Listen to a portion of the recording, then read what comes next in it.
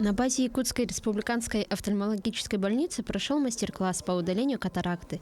Своими навыками и знаниями делилась опытный врач-офтальмохирург из Москвы со стажем в 15 тысяч операций Армине Геворкян. Проводим мастер-класс по катарактальной хирургии, делимся своим опытом и практической частью, и теоретической частью, обучаем их, как на рабочем месте поступить, как при осложнениях поступить. Мастер-класс проводим на лучшем оборудовании на сегодняшний день, которое есть. Условия мало где есть.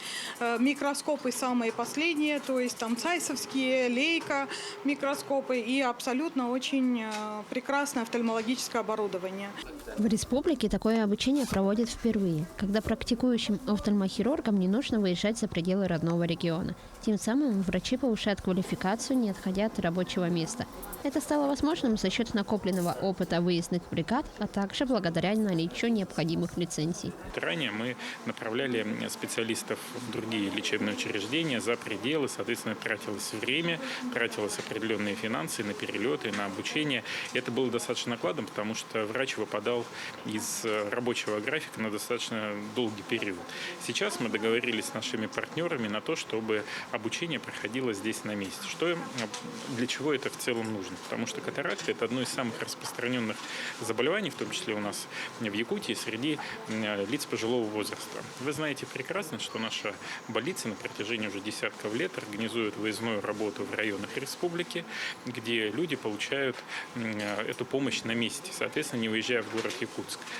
Мансур Хизриев приехал на мастер-класс из соседней Магаданской области. Его приезд стал возможным благодаря сотрудничеству региональных больниц. Специалист является практикующим офтальмохирургом с 9-летним стажем. Он отметил, что подход к обучению был выбран грамотно и ничем не отличается от столичного. Нас отправляют на обучение, мы учимся новому виду операции, едем обратно и оперируем. Оборудование очень серьезное, сильное. Так что все нравится. К возвращению, потихонечку будем начинать оперировать. Так что не спеша, может, в течение полугода.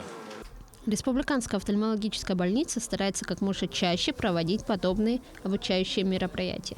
Ведь постоянно прогрессирующие навыки и умения якутских специалистов в сочетании с имеющимся современным передовым оборудованием служат гарантией предоставления качественной медицинской помощи.